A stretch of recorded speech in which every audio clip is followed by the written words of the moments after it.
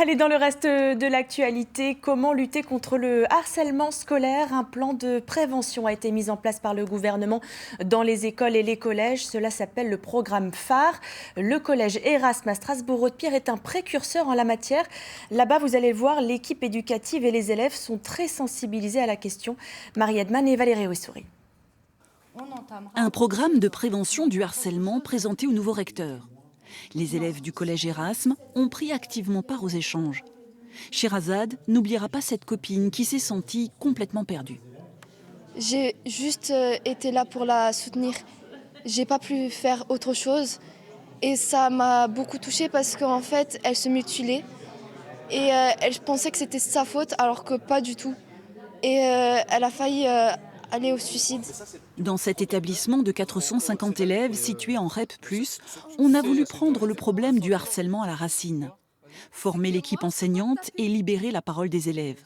Agir dès les premières moqueries récurrentes.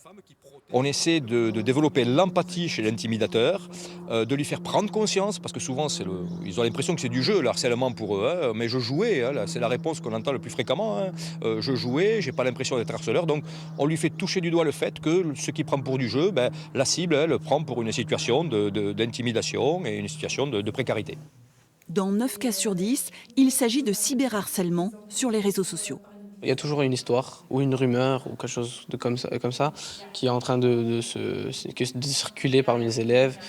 Telle personne s'est fait frapper par telle personne a fait ça, a fait ci. Dans notre collège, les adultes sont vraiment à côté de nous. Ils sont vraiment toujours là pour nous. On peut aller discuter avec eux, on peut leur faire confiance.